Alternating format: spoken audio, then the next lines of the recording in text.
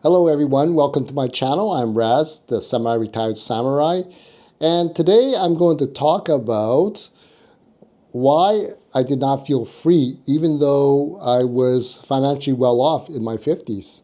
I'm not sure, probably many of you have felt this way, where we accumulate a certain amount of financial resources, but we still feel that queasy feeling in our stomach that we don't have enough. I know for myself, I felt that way because my childhood, we were actually quite poor. And so preserving what we saved was very important to us because we're always worried about going back, excuse me, back to where we were when we were struggling and those really, really tough times. It really hits you at the heart and it's really ingrained in you since for me, since childhood, because I remember how tough it was, how tough it was to earn money, how the bills would mount up, and how my parents would be so stressed, how they'd be arguing over money. And so for me, growing up, and I carried these fears into my adult years, and it's really hard to shake those habits because once you get a certain amount of wealth, you really don't want to go backwards, and you're so afraid of losing it that you, unfortunately, many of us tend not to spend it and enjoy it while we're here, and tend to wait until we're older, retirement, and then before you know it, it's too late. You've passed on, and you left millions and millions of dollars behind, or lots of money behind, to the next generation, okay? Or even worse, maybe you don't have any heirs and you leave a substantial amount in your estate.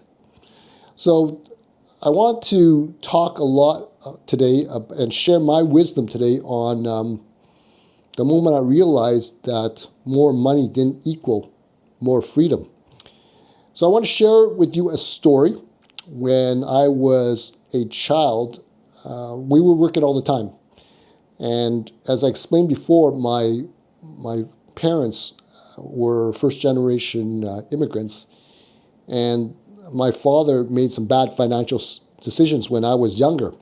And he lost his business, his restaurant business, and we spent many years paying for that mistake, working 7 days a week. I basically didn't have a childhood because every hour was spent working at the family business to try to make ends meet, to pay the bills.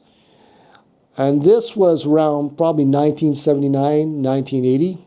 Now, 6 years later, around 1986, the business started to turn around and start to turn a profit. And things were starting to look on an up and up. And I thought to myself, well, great, because now hopefully we'll get to enjoy. We never went on vacations. We didn't even go away to the lake on the weekend because we spent hours working at the business as well. So all our free time was working. And I'm telling you, like, working 14-hour days, and it just seemed like it was never going to end. So I thought to myself, well, okay, we're finally making some money, and we're going to get to spend time as a family, go away on vacation, and do more things, and hopefully the kids, myself, and my siblings would have a chance to go to the lake with my friends, which we never did. Unfortunately, we actually ended up making more, working more, and we were making more, but my parents just doubled down on it because business increased, and so they needed us down there to help out, and they didn't want to pay extra money to hire outside staff because they would be saving money just having us do the work. And I remember just being so tired coming home from work and the summertime when I see the rest of the kids go off to the lake and enjoy the summer, we were working, and I got very depressed. I saw almost like no hope no end in sight. I remember getting home from work at 7 o'clock and just taking my car to the outskirts of the city and just looking into the horizon and thinking to myself, what's it like to travel and what's beyond those borders, in the horizon. And I dreamt of one day living by the beach with the ocean and just having a really beautiful life. And that was my dream. That's what I always wished for, just to have this chance to taste what the other kids got to taste. And that was all I thought about. I thought about, okay, someday I'm going to grow up, and I promised myself I'm never going to have this type of life. I'm not going to make the mistakes that my parents made. And I remember being very resentful to my parents. And when they saw that, they would say to me, "You're so lucky. You don't realize how lucky you are because you got food on the table and a roof over your head." And in some ways, they were correct, right? But was it an ideal childhood? No, it wasn't. But they had to do what they had to do, and that was to survive. But it's hard to tell that to a child because they don't understand at the time. They don't understand the challenges of raising kids and the challenges of making ends meet. So as I grew increasingly resentful and angry towards my parents, they would always say to me, "Well, if you don't want to work like we do and have the life that we have, then study harder and get better grades in school. Then you won't have to do this anymore." Well, and that's what I believed. But I now know that that's not completely true, because a lot of students who have academic success doesn't necessarily translate into financial success. And we all know that on average, the majority of entrepreneurs are C students. We're average students. So this is very key, because I carried this mindset: do well in school, and go out and get a good job and work hard, and you will have financial freedom. So in 1993, when I was 23 years old, I decided to move out of the house and move away to another province to start a new life. And that was the first time I actually felt free. I didn't have any money, but I was quite happy because I got to do the things I wanted to do, like take a walk when I want to, just spend the weekend for the first time in my life not having to work, and to be able to go out and just take a walk in the forest, along the beach, all those things. And once again, I realized, okay, well, I got to put my head down and work hard and build some wealth. So I started to work 7 days a week again. It started with 5, and then I got a second job. And that was what I was doing. I was working 7 days a week, and I found myself in the same situation again, where I was spending more time working than enjoying what life has to offer. And I remember my friends would ask me if I would like to go to the lake with them. And I always told them no, because I was going to work and earn money. And I have to say, I regret that decision now, because those memories, those times that you spend with your friends, you'll never get back. And I was in my 20s at the time, and you'll never be 20 again. I'll never be 20 again. And that time has passed. And I can imagine the amount of memories that they shared without me, and a lot of laughs. And I thought about it, and I said, well, what did I do with that money that I earned during that time? Well, I ended up eating ramen noodles from, $1 ramen noodles from the store, to increasing my expenditures. By that, I mean I started to go out and buy a nicer car. I bought nicer clothes. I went on fancier dates, more expensive restaurants. And before you know it, I was stressed out again, trying to pay for that lifestyle. And I was causing myself a lot more stress, again, financially.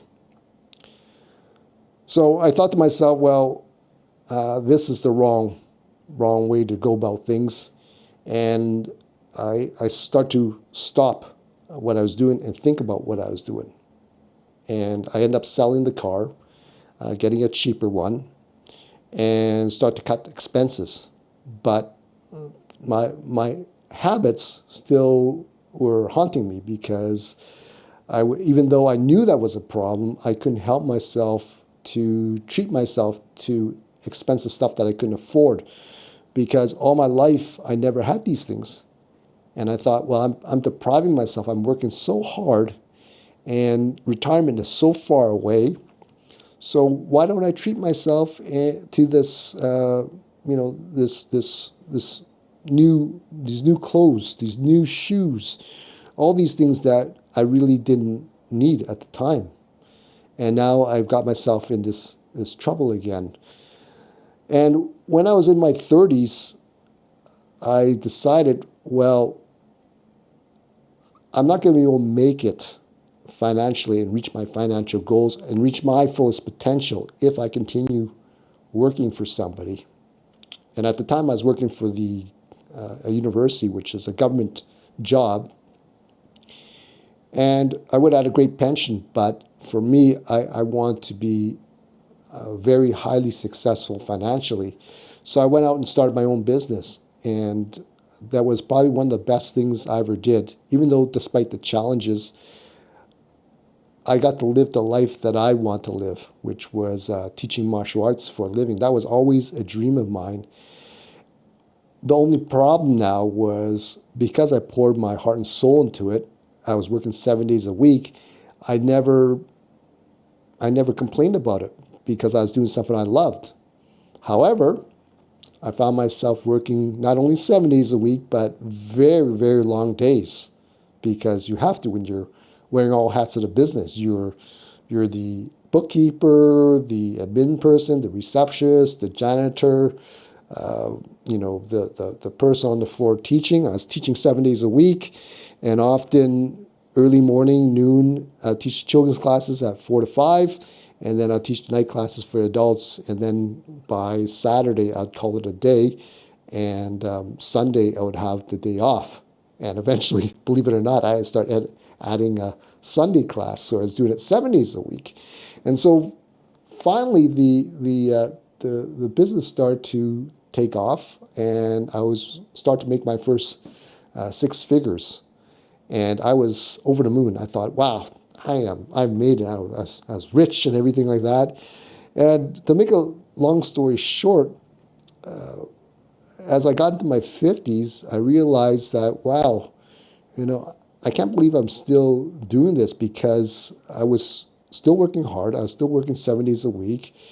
And I was going on some vacation, not a lot.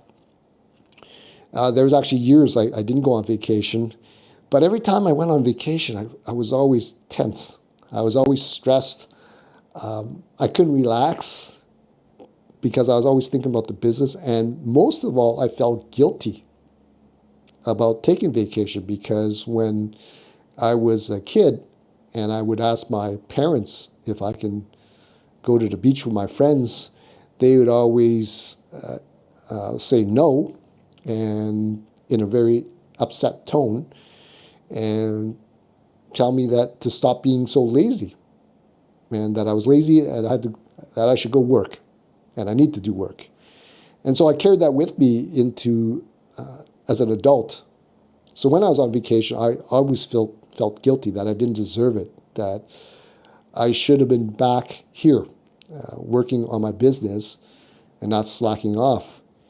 And that was probably one of the biggest mistakes I ever made, because I felt like the 40s and my 30s that I spent all my time working to try to achieve all the financial, financial success that I had that I want to have.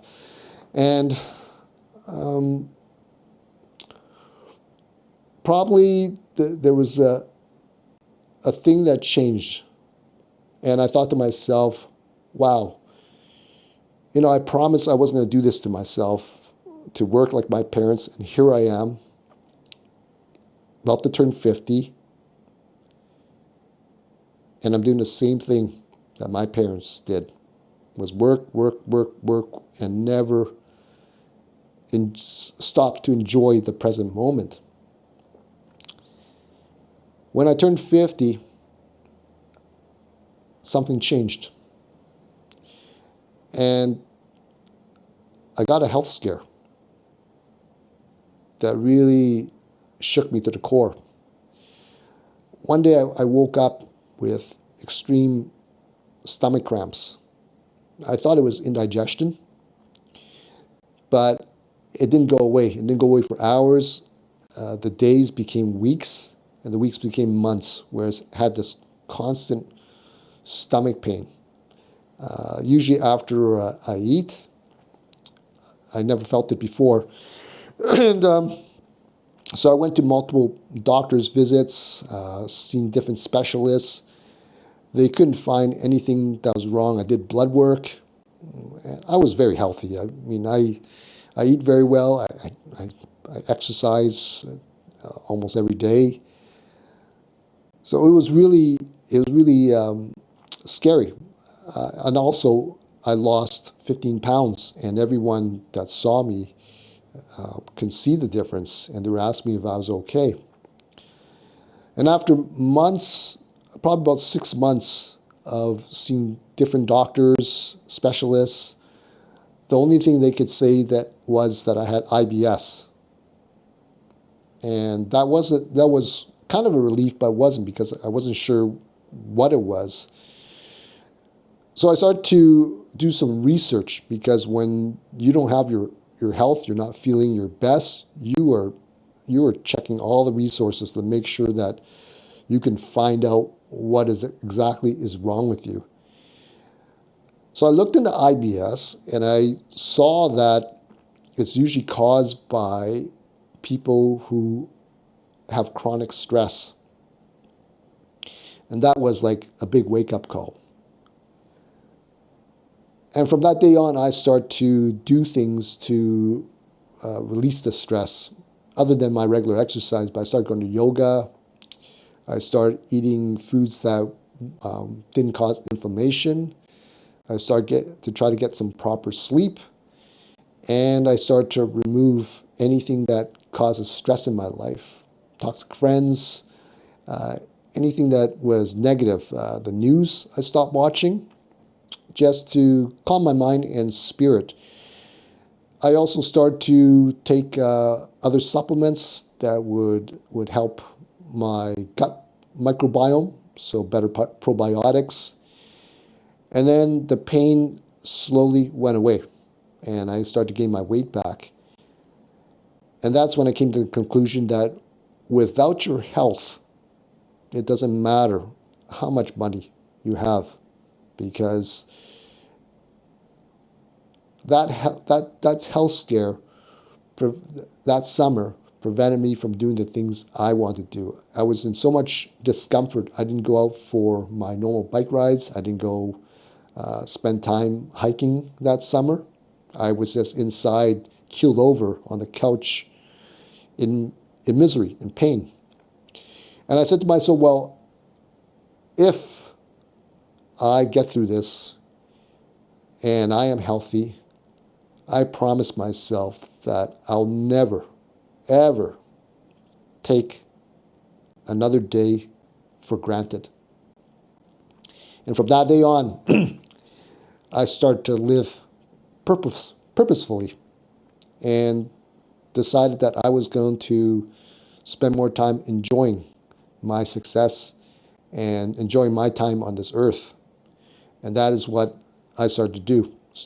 And today I still do that. I actually want to do even more. And I'm trying to have a conversation with my wife to try to get her to get over her fears of retiring early, and to go and enjoy life and to get away from the stressful corporate atmosphere. So what would my 56-year-old self say to my 20-year-old self? Well, most importantly, that tomorrow is never guaranteed. So do all you can to find ways that you can create awesome memories, because those memories will always bring you happiness.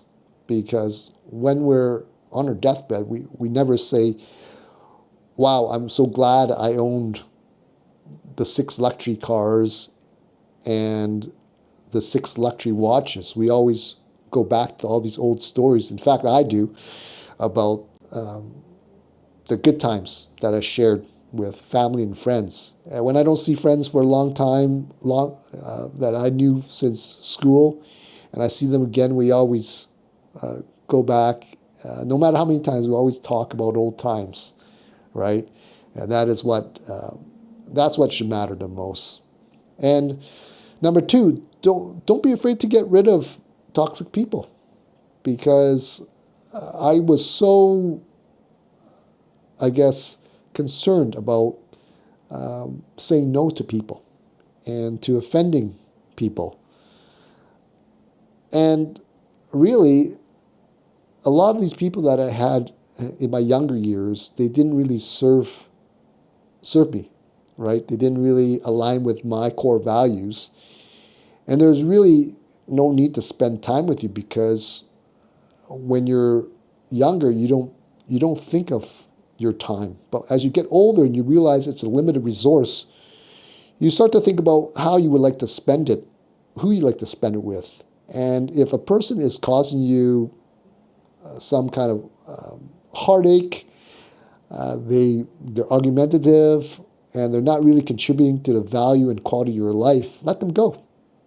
It doesn't matter if they've been a friend for 40 years, because people change, and the way you see the world changes as you get older. And I've let go of friends that I've known since I was 9 years old. And I'm okay with it. I'm at peace with it, because I find new people, new friendships that bring me joy for this time in my life anyway. And so number 3, I want you to stop caring what other people think.